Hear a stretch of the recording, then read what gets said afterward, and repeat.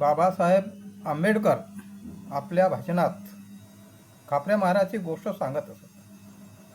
गावच्या पाटलाच्या वाड्यात खापऱ्या महार सावदार म्हणून कामाला होता. पाटलाच्या वाड्यात आठवड्यातून एकदा न्याय पंचायत भरायची. एकदा अशीच वाड्यात पंचायत भरली होती. सर्व गावातील लोक जमले होते. त्यावेळी पाटलाचा लहान मुलगा त्या खोलीत खेळत होता. खेळता खेळता काय झाले की त्या मुलाने खोलीत संडास केली. पाटलाला प्रश्न पडला की संडास कशी साफ करायची.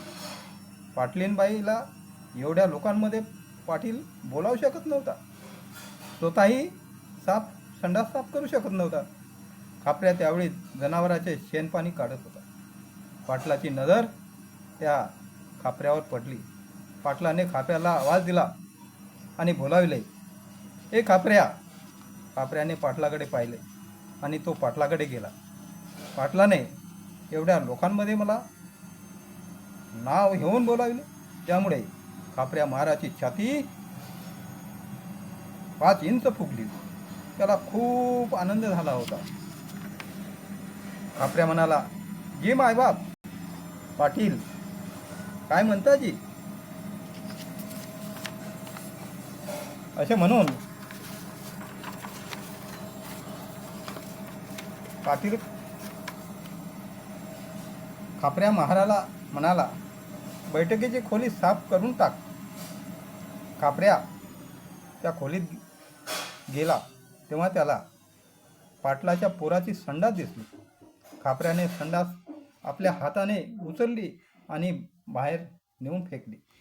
खापऱ्या पाटलास म्हणाला, पाटील, खोली साफ केलेली आहे. असे बोलून खापऱ्या आपली छाती फुगून मारवाड्यात निघून गेला. खापऱ्या मारवाड्यात मोठ्या दिमाखाने फिरत होता आणि लोकांना सांगत होता की आज पाटलाने माझे नाव घेऊन मला बोलाविले आणि 4 लोकात मला सन्मान दिला. परंतु खरी परिस्थिती अशी होती की पाटलाच्या पोराची संडास साफ करायची होती. म्हणून त्या कारणाने पाटलाने त्या खापऱ्याला बोलावले होते. असे आहे. बाबासाहेब आंबेडकर खापऱ्या महाराची गोष्ट सांगताना म्हणत होते की आपल्या लोकांनी लाचारीने राहून जीवन जगू नये. स्वाभिमानाने राहिले पाहिजे. स्वतःला उच्च समजणारे जातीवादी लोक त्यांचा स्वार्थ साधण्याकरता तुमचा वापर करतात आणि काम झाले की तुम्हाला पायाखाली तुडवतात. म्हणून आपण थोड्याशा मानाने, पानाने किंवा अल्पशा लाभाने हुरळून जाऊ नये.